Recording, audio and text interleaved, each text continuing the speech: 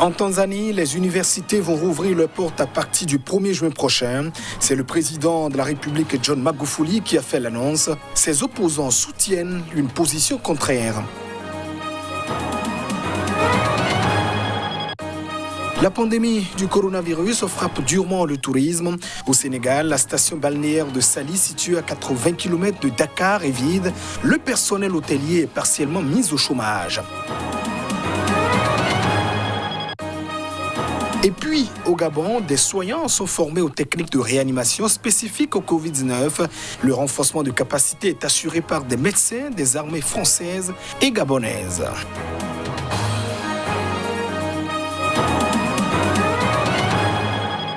Voilà, plus sommaire de cette édition. Merci de nous choisir pour vous informer. En Tanzanie, le président John Magufuli a annoncé ce jeudi la rouverture des universités et le retour des compétitions sportives à partir du 1er juin prochain. Une annonce faite par le chef de l'État après avoir assuré que l'épidémie était en net recul aux grandes dames de ses opposants.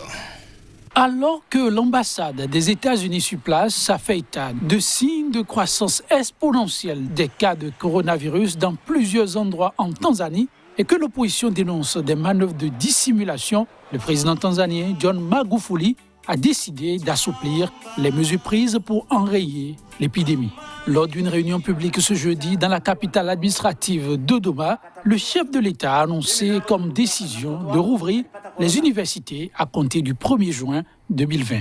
Les événements sportifs pourraient reprendre à la même date, assortis toutefois de mesures de distanciation sociale. Régulièrement, le chef de l'État a minimisé la gravité de l'épidémie du nouveau coronavirus. Cela fait 3 semaines que son gouvernement n'a pas actualisé le nombre total de cas bloqués à 480, dont 16 morts depuis le 29 avril dernier. Le président Magufuli avait annoncé dimanche que le nombre de cas avait drastiquement diminué dans le pays grâce aux prières des Tanzaniens sans toutefois donner de chiffres. Le président tanzanien a déclaré une nouvelle session de 3 jours de prière nationale à partir de vendredi pour remercier Dieu, tandis que le gouverneur de la capitale économique Dar es Salaam, Paul Makonda, a quant à lui appelé ses administrés à sortir dans la rue dimanche et à faire du bruit pour célébrer cette baisse drastique de cas de contamination au Covid-19 dans le pays. En Afrique du Sud, des milliers de personnes ont fait la queue dans un quartier informel de Pretoria, la capitale, pour recevoir de la nourriture, des masques, du savon et du désinfectant pour les mains. Ces produits étaient destinés aux plus démunis. Les 57 millions de Sud-Africains vivent depuis le 27 mars sous le régime d'un strict confinement dont les conditions ont été légèrement assouplies au début du mois pour permettre la relance d'une partie de l'économie. En ordre, les habitants de la capitale Pretoria font la queue pour recevoir l'essentiel des produits qu'exigent les mesures barrières et le confinement. L'Afrique du Sud est, à ce jour, le pays d'Afrique subsaharienne le plus touché par la maladie, avec plus de 17 000 cas recensés, dont 312 mortels et près de 8 000 guérisons depuis le premier cas officialisé le 5 mars. Des projections anticipent 1 million de cas et 40 000 morts du Covid-19 en Afrique du Sud. La pandémie de coronavirus pourrait infecter jusqu'à 1 million de personnes en Afrique du Sud et faire au moins 40 000 morts d'ici novembre, révèlent les projections d'un consortium de scientifiques. L'étude évalue entre 20 000 et 35 000 lits les besoins dans ces services entre juin et novembre pour une capacité d'environ 10 500 actuellement, selon les chiffres des autorités du pays.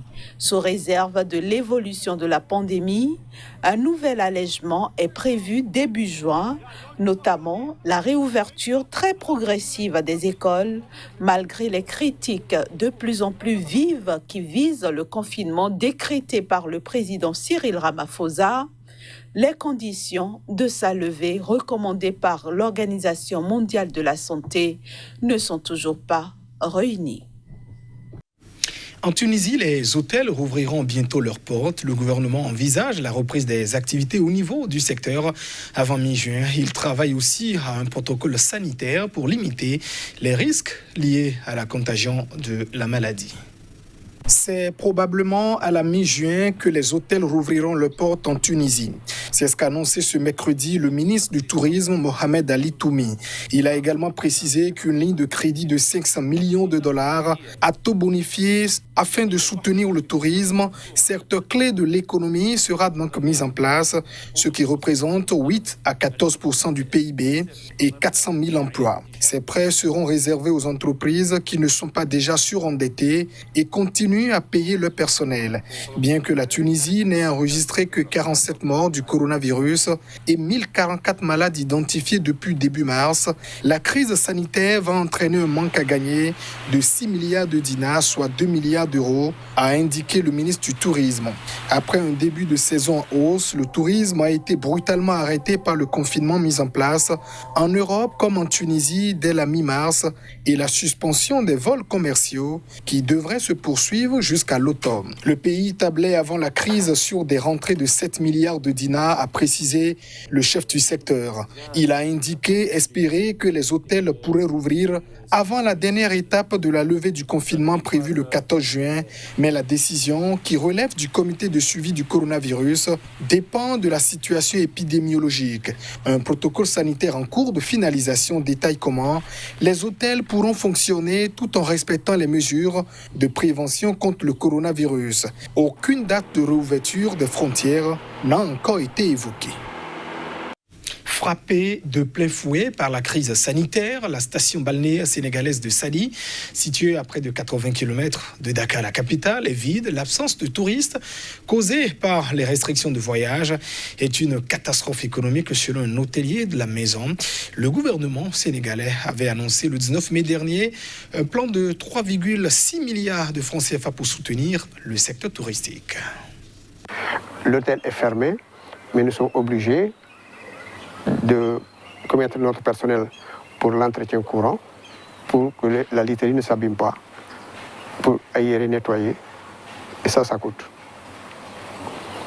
C'est des coûts supplémentaires que nous devons supporter et ce n'est pas toujours évident. On n'a pas la trésorerie pour ça, on ne s'est pas préparé pour cela. C'est une catastrophe économique. Tout simplement. Donc on ne peut pas, au jour d'aujourd'hui, mesurer les conséquences. Pourvu que ça ne dure pas très longtemps. Très longtemps, ça veut dire, au plus tard 2 mois maximum, il faudra qu'on puisse trouver une solution alternative. Le village artisanal est devenu un village fantôme, vraiment très fantôme, parce que rien ne marche maintenant. Tout est fermé, vraiment on est en congé spécial, hein? Vraiment on ne fait plus rien ici, rien ne marche, honnêtement, voilà, c'est ça. Au Gabon, des soignants sont formés à Libreville, la capitale, par des médecins des armées françaises et gabonaises aux techniques de réanimation spécifiques au Covid-19, une formation express initiée par l'école d'application du service de santé militaire de Libreville, un établissement phare de la coopération militaire entre le Gabon et la France. 12 et vous êtes content, 80. Le patient n'est qu'un mannequin en silicone, mais le personnel médical gabonais qui s'entraîne à sauver les malades gravement atteints par le nouveau coronavirus prend l'exercice très au sérieux.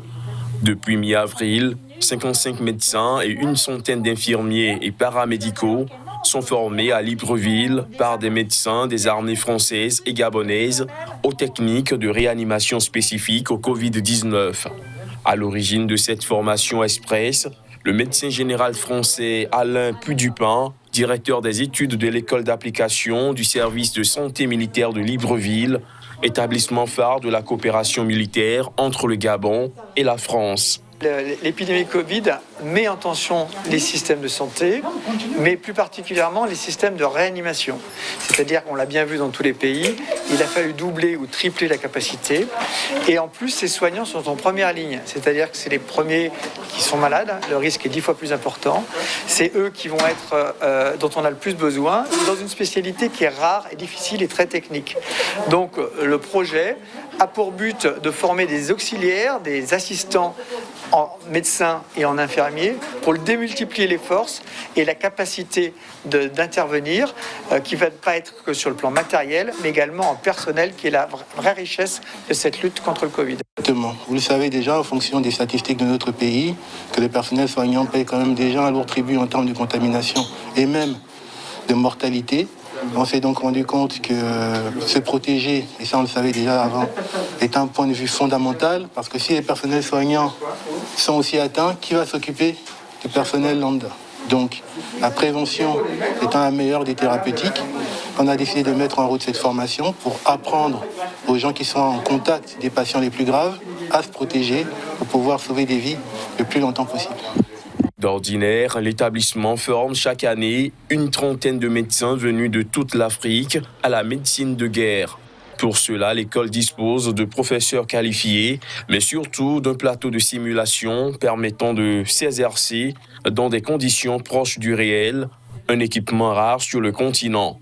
Si le Gabon est encore relativement épargné par le coronavirus, avec officiellement plus de 1500 cas, dont 12 morts à la date du 20 mai, les structures hospitalières sont déjà sous tension et le pays prévoit d'atteindre le pic de l'épidémie courant juin.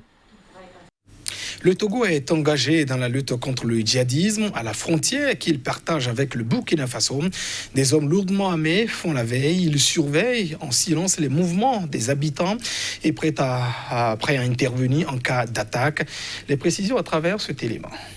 Une poignée de soldats lourdement armés surveillent en silence les va-et-vient des villageois qui franchissent la frontière entre le Togo et le Burkina Faso à pied ou à vélo. Seule une rivière asséchée sépare les deux pays. Difficile d'imaginer qu'à moins de 30 km de là, juste de l'autre côté de la frontière, dans l'est du Burkina Faso, les djihadistes et les milices font régner leur loi, que la violence est devenue quotidienne et que les policiers, médecins ou enseignants qui n'ont pas fui sont traqués et assassinés. Alors, les soldats togolais veillent, checkpoints et patrouilles mobiles se succèdent pour sécuriser les innombrables pistes transfrontalières qui serpentent à travers la brousse et qu'il est si difficile pour les djihadistes d'emprunter à moto en se fondant parmi les civils. Après la chute de l'ancien président Blaise Compaoré en 2014, le Burkina Faso a hérité du chaos malien favorisé par l'effondrement de la Libye. Les groupes djihadistes affiliés à Al-Qaïda et au groupe État islamique qui y pullulent désormais menacent de poursuivre leur expansion plus au sud vers les pays côtiers du Golfe de Guinée comme le Togo, le Bénin, le Ghana et la Côte d'Ivoire. Mesdames et messieurs, ainsi se referme cette édition. Merci de votre attention. Au revoir.